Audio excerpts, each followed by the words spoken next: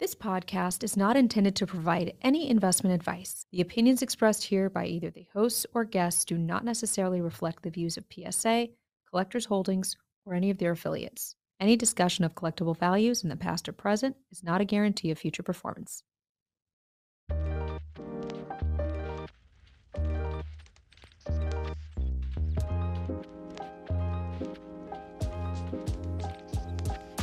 Hello and welcome to The Index. My name is Chris McGill and I'm here with Ryan Green and Jack Archer.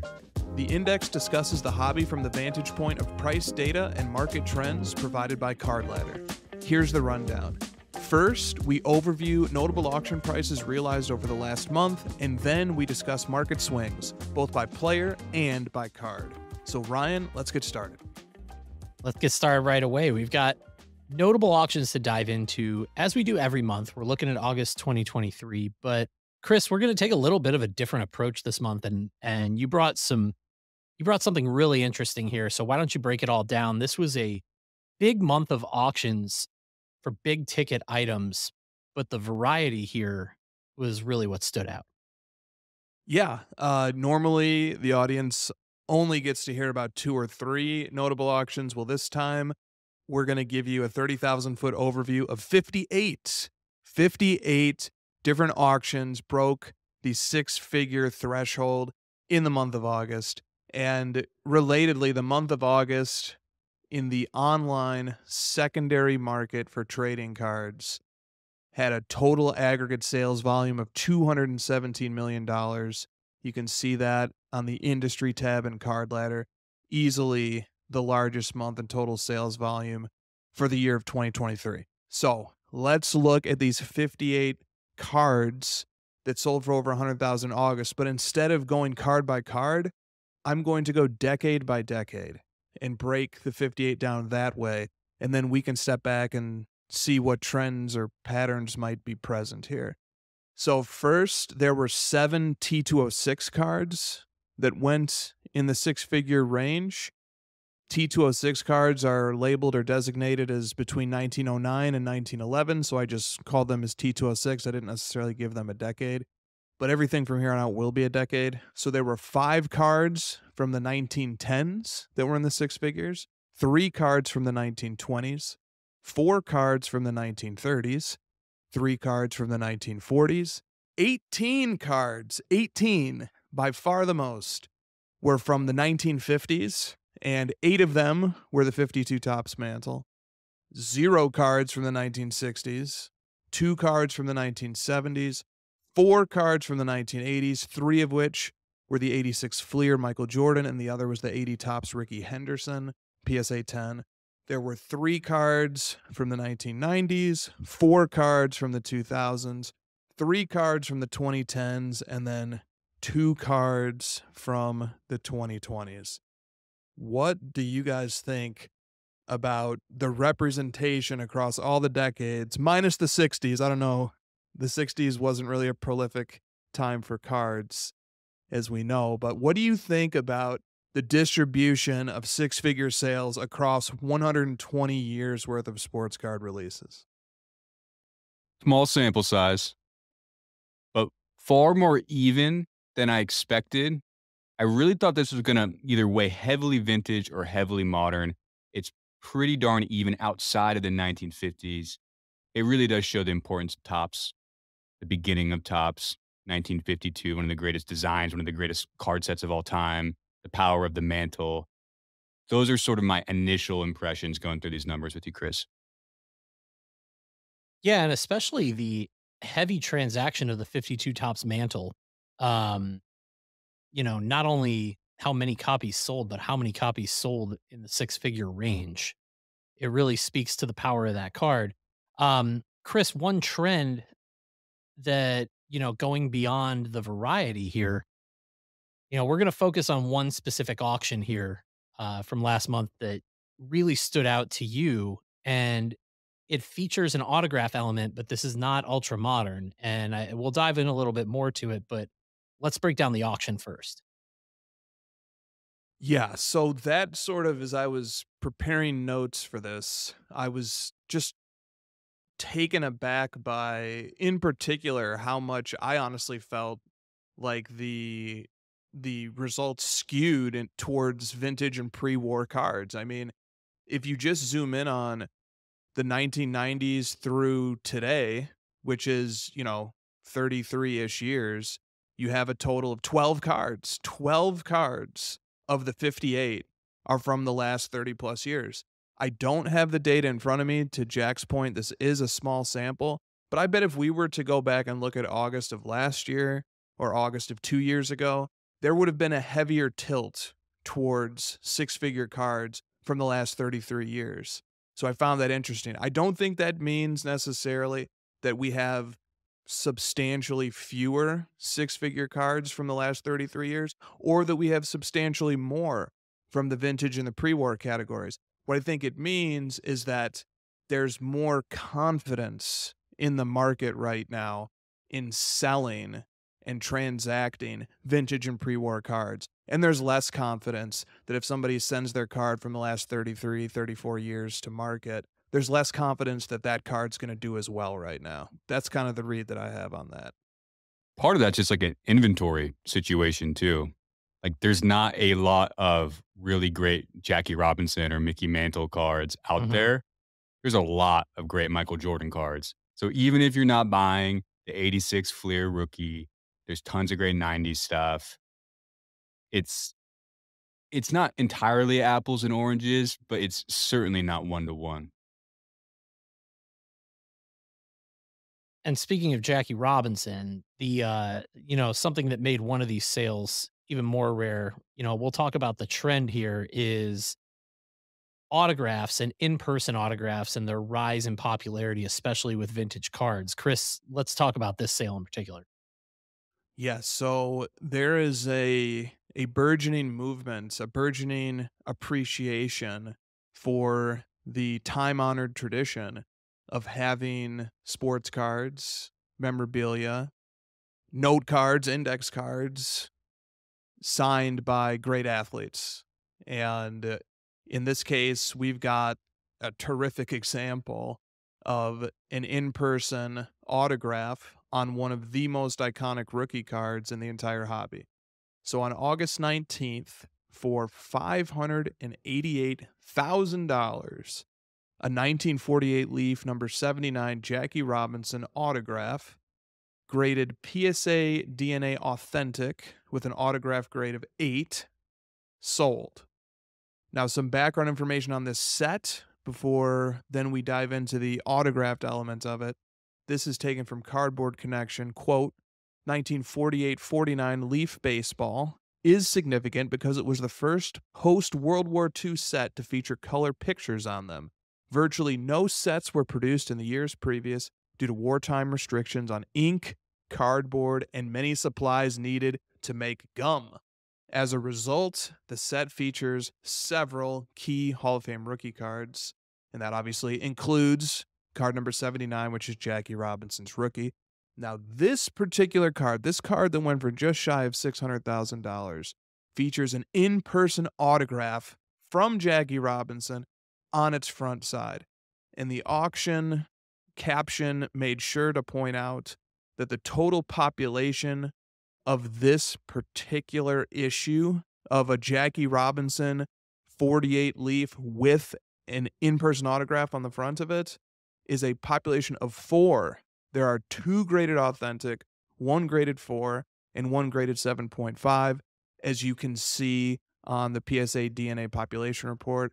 I could find 2 other historical sales of any 48 Leaf Jackie Robinson that's also autographed. One was $15,600 in 2018. That was PSA DNA certified authentic altered with no autograph grade. And then all the way back in 2011 for about $6,100, there was a PSA DNA certified copy with an autograph grade only, and that grade was a 9. So, 5 total of those 58 auctions we just went over, 5 of those 100,000 plus cards from August were in fact in-person, non-pack issued autographs like this Jackie Robinson. The Jackie sold for the most by a lot. The next highest was a little over $250,000 for 1952 Topps number 311 mantle, card grade PSA 1, autograph grade 10. And one last piece of context here. In the same auction that produced this $588,000 sale for the Jackie autograph, there was the same card, the 48 leaf, unautographed, condition PSA 8, and it sold for $372,000, substantially less than this Pop 4 autograph version. I am fascinated to hear what you guys think about the rise in prominence in the marketplace of the in-person autograph card. I wish I could go back in time to 2011 and pay $6,100 for the one with a 9 auto grade is my first takeaway. But there's something to you talk about the rise in popularity of in-person autographs, and I think especially with vintage, there's just if you're really into history, not just historical significance, but the thing that always fascinates me with high grade vintage is like thinking about the history of the preservation of that card, like a PSA 10 card from 1954. How was that card preserved in that condition for all those years before top loaders even existed? Like down to little details like that. And when we look at the Jackie Robinson auto, Jackie passed away in 1972. So this card was autographed at least 51 years ago. And I'm just so fascinated by things that you see like this that were this card was in Jackie's hands and it was signed over a half century ago. I think as we've seen nostalgia drive the hobby more and more and more and more over the years, I think when you really reach back to pieces like this, I think it makes total sense that these have really grown in popularity. Whereas, like we were saying before the show, 15, 20 years ago, the reaction might be, "Oh, how could you take a card like that and get it signed?" It was almost like defacing the card, whereas now I think it's appreciated in a different way as nostalgia has driven this market so much more. First of all, 1948 Leaf Jackie Robinson, one of the greatest cards of all time. Uh, to have his autograph on this card is truly just incredible. I'm a little curious what you guys would rather have. Would you rather have the PSA Authentic signed with the Auto 8 or the PSA 8 no auto, but incredible condition for a card of this nature? Consider the prices are totally equal. Take that out of the equation. Which one would you rather have in your collection? That's like an impossible decision. Chris, what do you think? I'm totally torn. This isn't tough for me, and I take some heat from people who are enamored with the in-person autograph movements, especially because sort of the philosophy behind it is that it's rarity within rarity. So or maybe it's rarity in a different format. So, condition rarity is so important to the vintage card market. So the 48 leaf Jackie has a population of 7 PSA 9s and 40 PSA 8s, extremely limited. But even more limited is the population of the PSA DNA certified, which according to the population report is 4. So it's almost an even rarer breed of the card, which I think is a big part of the appeal. And to Ryan's point about how difficult and rare it would have been to obtain a Jackie autograph, that sort of all amalgamates into the appeal, the conceptual appeal of this card. But for me, the choice is pretty straightforward and easy. I am a cardboard purist.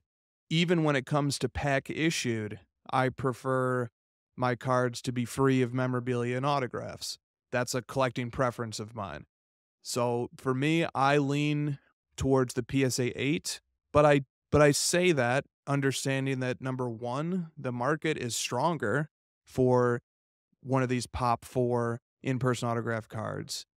And number 2, that there are people who are truly passionate about collecting these, and they rank them very highly with respect to the offerings of Jackie Robinson cards. So I get that, I respect that, but for my taste as a collector, it's not even a tough decision for me. I I revert to the pack issued PSA 8 in its natural state. I think I'll ultimately go the other direction, not just to be contrarian, because when it comes to ultra modern cards, Chris, I'm very similar. I'm not like a big autograph collector of autos that come out of packs and memorabilia. But this one I would maybe lean to the autograph for my preferences just because of the historical context. Like getting the chills knowing that Jackie Robinson held and signed this card at some point and what a significant historical figure he was. Yeah, this is an impossible choice for me. There's really no wrong moves. I'm always a little scared to own like an in-person autograph, especially one as old as this one, because you just don't know, like things can change. The PSA 8's not changing unless something catastrophic happens, your house blows up, whatever it might be. The PSA Vault is fireproof, by the way. Um, but when I was a kid, Mark McGuire, 1998, huge hoopla everywhere. And my uncle gave me an autographed baseball, Mark McGuire's signature on it. Early prized possession in my early collecting years. That autograph disappeared rather quickly. And if I had something like this, I'd be very considerate and a complete purist of like, it would never see the light. I would only look at it in the dark, but I would still be terrified that this is going to change. This autograph is going to disappear and this isn't going to exist forever. So I'm probably going with the PSA 8.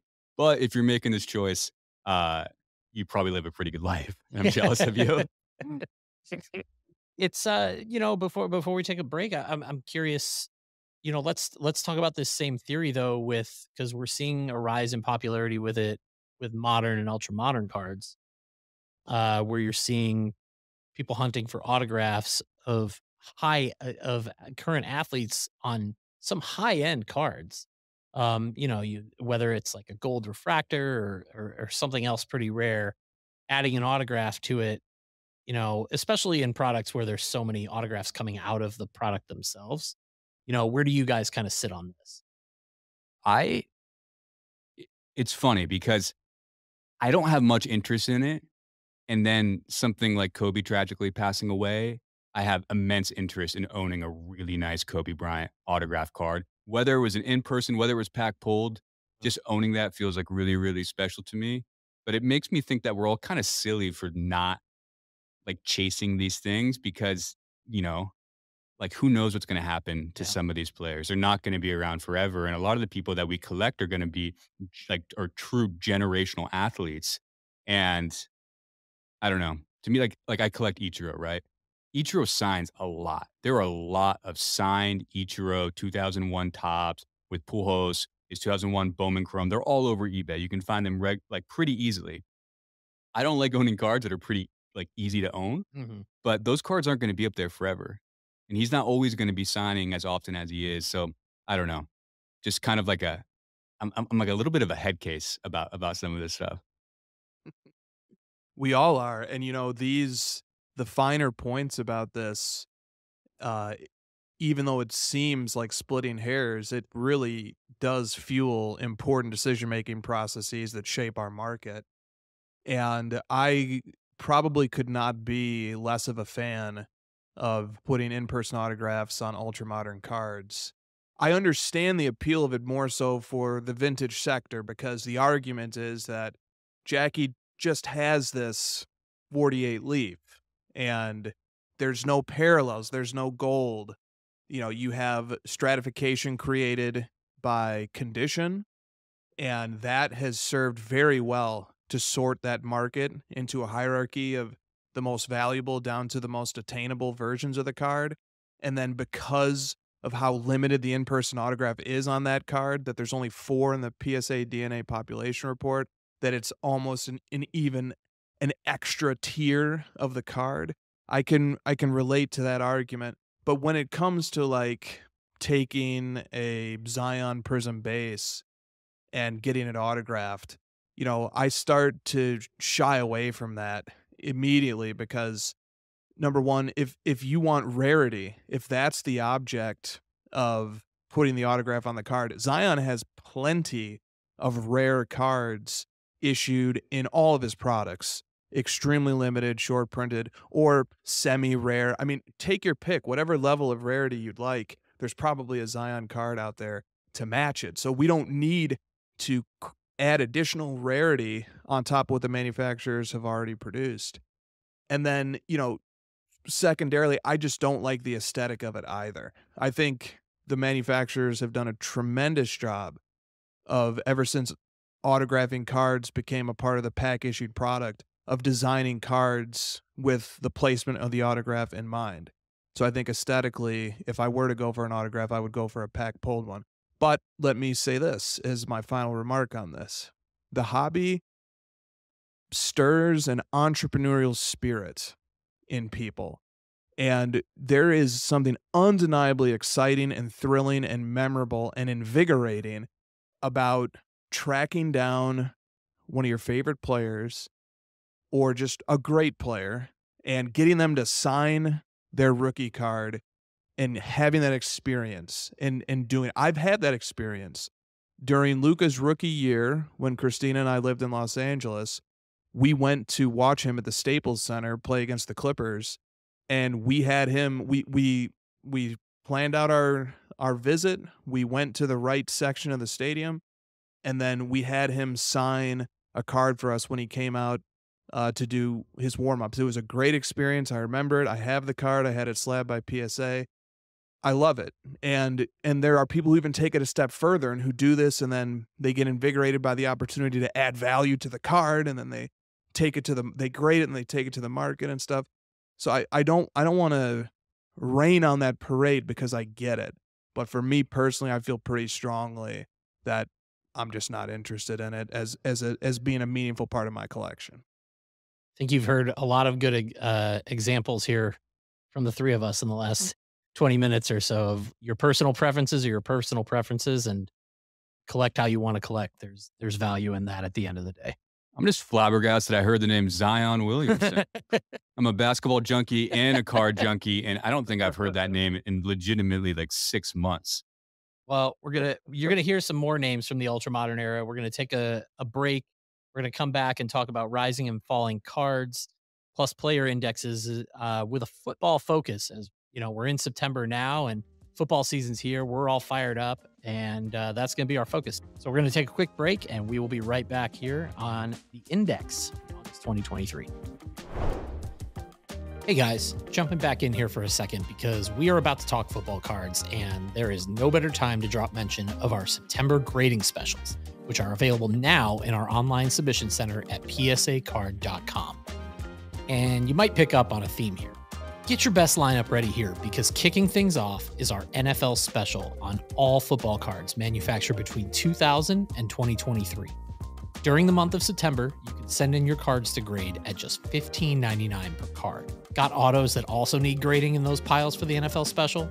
Well, our dual service special is also available for $29.99 per card.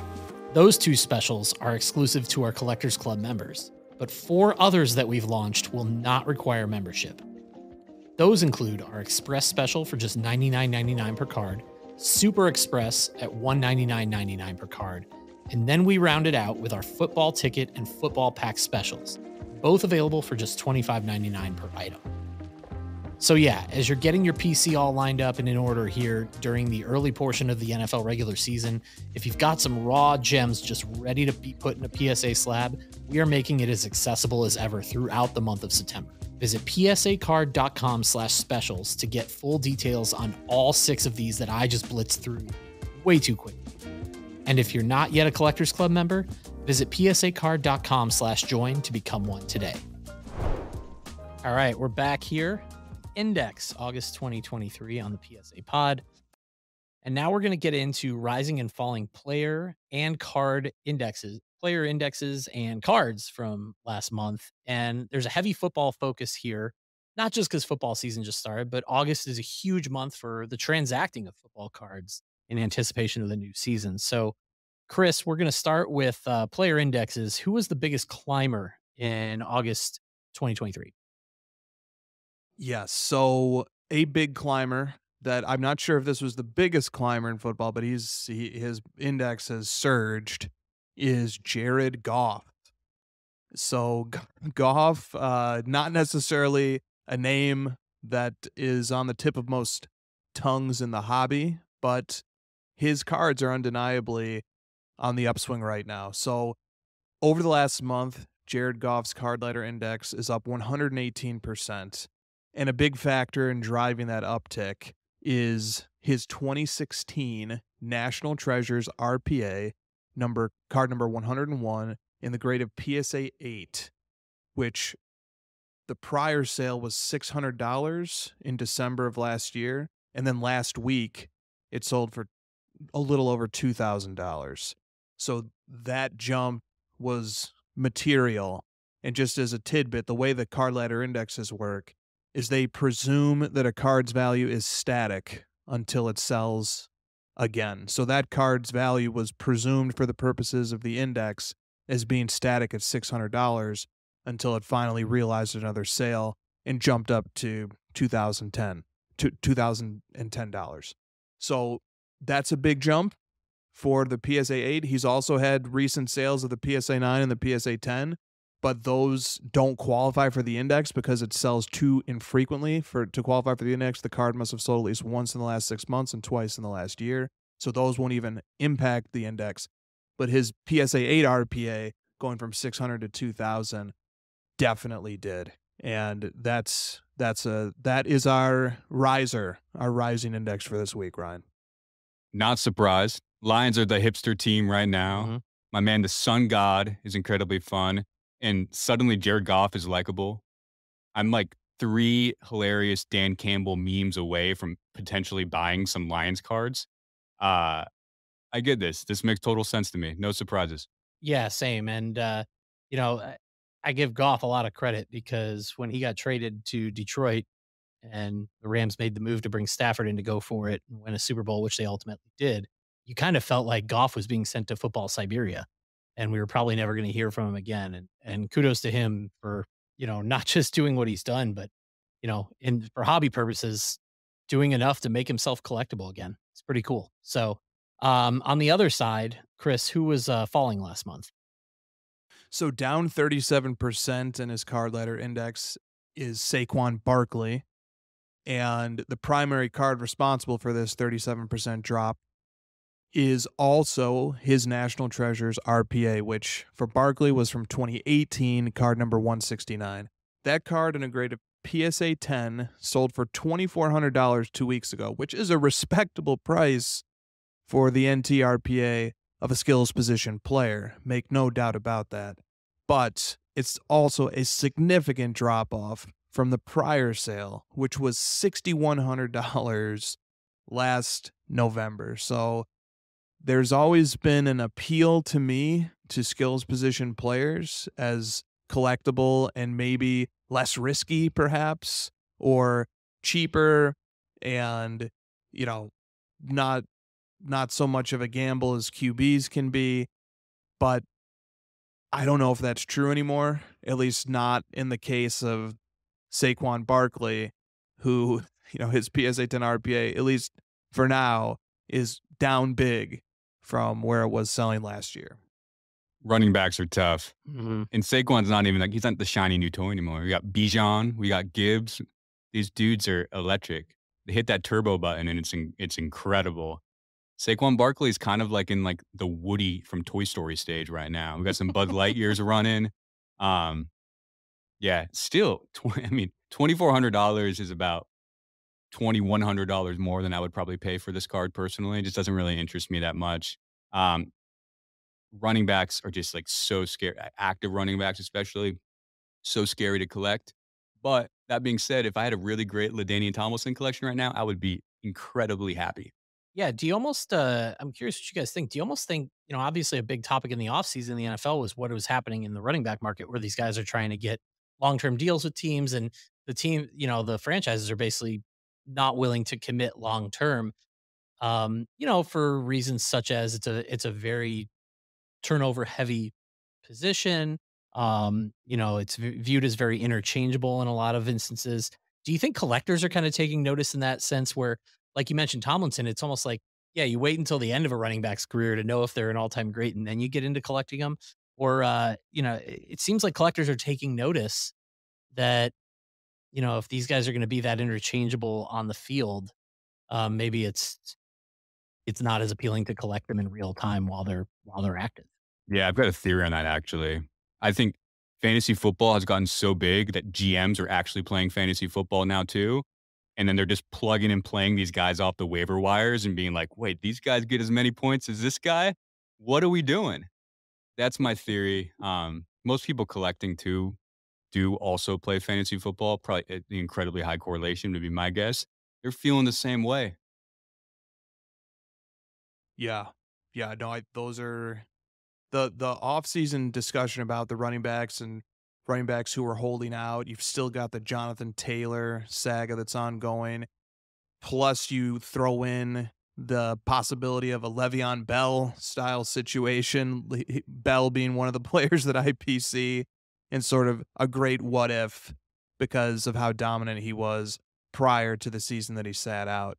And you do have the high turnover level. I think, though, for running backs, it's unfortunate for them if they're going to be taking pay cuts or reduction in pay or reduction in appreciation, but it's good for the teams that they're on and it's probably good for their individual prospects of success either. So if you're rooting for Saquon Barkley, would you rather have him taking up $20 million of cap space or five? Because if he's only taking up five, that team can load its roster with more talent at other positions, and he's in a better position to win. And also, if he's coming in at a lower contract valuation, that means that he doesn't have the same opportunity cost to the team. The team doesn't need to be constantly seeking to find that next running back on that next rookie deal that they can plug and play so they can make moves with the rest of the roster. So I do think counterintuitively, this can put the best running backs in better positions to win, and this can also ensure running backs to have more career stability because teams won't be looking to give them the axe as soon as they can find a running back on a rookie scale contract that they can swap in. And you still have great running backs in this league. Quietly, Nick Chubb has one of the strongest skills position markets in the hobby. You don't hear a lot of hype about him. You don't hear a lot of people talking about him, but he has cards selling in the high four figures to low five figures. Impressive market for a guy who's really not a headline dominant player. So and me being a guy, that's the position I like to collect in the NFL is running back. So take my opinion with a grain of salt, but I do think that it's not all bad when you look at running backs taking pay cuts this offseason. Chubb is definitely like the football player's football player. Yeah. I will say 2018, his rookie year, the optic, same with Josh Allen, same with Barkley, just such a good design. And yeah, you know what I always think of with those guys is on Instagram, I love the NFL Legacy channel. It's where they showcase like former players and a lot of throwback content. And every once in a while, they'll just throw in a random like, man, don't forget how incredible so and so was to Priest watch. Holmes. Yeah, exactly. And it's like, oh yeah, I forgot about that guy. And then I scroll through and watch these Curtis highlights. Martin. I'm like, dude, this guy was a beast. And it's just, you look back on, I feel like Chubb's going to be one of those guys where he's going to be way more appreciated like after his time when you look at the highlights. So, but I do, what you said earlier, Jack, really, really hit with me. You wish you had a LaDainian Tomlinson collection now, and maybe it's fun to look back at some former running backs to dive in on. I like it. Well, we're going to talk quarterbacks when it comes to rising and falling cards from August 2023 and two quarterbacks on the same team.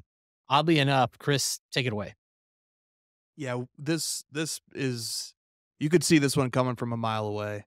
We're going to compare and contrast the former and the current New York Jets quarterback this season. So the one on the rise is Zach Wilson. His 2021 Prism Silver card number 332 PSA 10 is up 66% this month. It last sold for $200 on September 13th, which was a few days after that Monday Night Football game. Its population is 142. It sold for as low as $95 within the week leading up to that Monday Night Football game, that game being the game where Aaron Rodgers went down with a torn Achilles after 4 snaps. This card peaked at $660 in August of last year. That was its first public sale, and it never got close to that price again. But here it is, up from 95 to $200 in the last week. I'm kind of rooting for Zach Wilson. I'm a fan of the underdog. I think most people are. Everyone's kind of counted him out. For him to make like a really special run, sports movie, cue the dramatic score going, that could be pretty fun. Is it going to happen? Probably not. But Aaron Rodgers price tanking, and not even really tanking, but in relation to Zach Wilson, will be interesting to see. But I'm really bullish on Aaron Rodgers long term in terms of his cards. Same. And you know what's interesting about both these guys? While one is rising and one is falling, like I felt like, and the data kind of backs it up. Coming out of training camp, they were both kind of rising a little bit because, and I think there was a little bit of that Hard Knocks effect where, yes, you had the full hype for Aaron Rodgers, being the Jets guy. They were that one quarterback piece away from being a Super Bowl contender with this elite defense and these young skill guys. But then in Hard Knocks, like they were even making Zach Wilson look really good. Like, this is a really great opportunity for a career reset for him. He was obviously playing a ton in the preseason and playing well. Aaron Rodgers talking about how athletic he is. Yeah, he's like, It's all PR, yeah, my man. I'm gonna be here for 1 or 2 years, and then this is your team for the next 15. But hey, people eat that up, and but now we're actually gonna have a real, true season-long sample size of whether it was just really good editing or not. I'll say this about Aaron Rodgers: 2005 tops pop a little over 3,000. No real interest in it. The card design doesn't do much to me, but his career has been so interesting and so impactful as a football fan that his refractor in a high grade just feels like something that would be nice to own. Despite he's wearing the red jersey, the design doesn't do much, but like it's Aaron Rodgers, it's tops, it's chrome, it's refractor, it's a rookie card. Yeah, definitely wouldn't mind having that one in the old goat box. Yeah, Chris, what's happening Yeah. with Rodgers cards? Because, like we said, 2 quarterbacks from the same team. Now let's talk about Rodgers and what's happening there. What are you seeing? Yeah, I mean, so okay, let me lay out the facts, then give a little bit of a take on this. So the 2005 tops card number 431, Aaron Rodgers PSA 10, is down 7% this month. So it last sold for $285 on September 13th. It sold as high as $375 within the last week prior to the game when he suffered his injury. Like Jack said, the pop's just a little over 3,000. This card peaked at just shy of $1,500 2.5 years ago, when there certainly was a run on this type of card, the base PSA 10. But on the other side of the coin, this card sold for $15 in between 2005 and 2010 with some regularity. So here's what I want to say about Rodgers. First of all, 7%, not that much of a drop. And I had a visceral or emotional reaction, I think was pretty on par with what Jack was sketching, which is Aaron Rodgers goes in the GOAT box. And if you sort of look, let me take you to the spin zone. If obviously, let's get out of the way the fact that it is utterly and undeniably a punch in the gut, disappointing on numerous levels. If you were a Jets fan, if you were an Aaron Rodgers fan, if you were a fan of Garrett Wilson, if you were a fan of that team or players on that team whose success is related to the quarterback position, you are probably pretty disappointed and reeling right now from this. But okay, with that out of the way, let me take you to the spin zone for a second here. Aaron Rodgers built up more goodwill through Hard Knocks, and I haven't watched the show. I'm just going off of what I've seen people say about it and how I've seen them react to it. He's built up more goodwill through that show than at any point over the last half decade or so of his career. Even when he was winning MVPs, he was still disliked and maligned by many sectors of the media for various reasons. So I think he built up some goodwill for his name and for who he is through showing his personality on that show. I think there was a lot of anticipation that we'll never get to see fulfilled, at least not this season.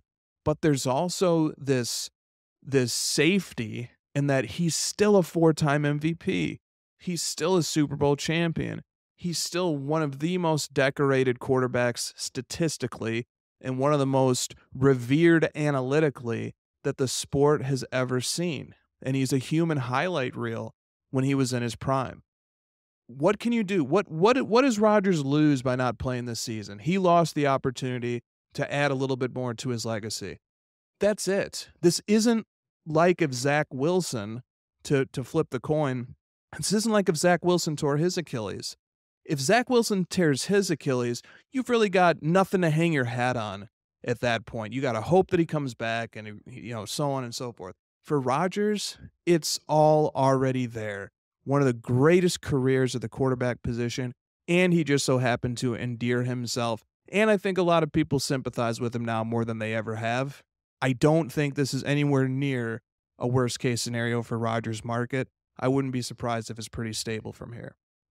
I like what you said about he's easy to sympathize with right now because, Chris, you and I are both Chicago Bears fans, and I've been an Aaron Rodgers hater for, so long because he tormented us for so long. Like, I respect the greatness, but like, here I am, like, looking at the situation and what happened Monday, and I'm just like, like, as happy as I was to see the Bears not have to face him twice a year, it's like, you don't want to see a guy go out like that. Which is, I bring that up because I think it's going to be really interesting to watch what happens with his cards over the next 12 months, because I feel like he's going to give it a shot to come back, and there could be another kind of bump for him, especially with collectors. Cause I think, Jack, like you said, you like pulling for the underdog. In a lot of ways, Aaron Rodgers, if he tries to come back, is in that position. Like, yes, he's one of the greatest of all time, but he's going to be 40 years old coming back from one of the most devastating injuries you could have in sports.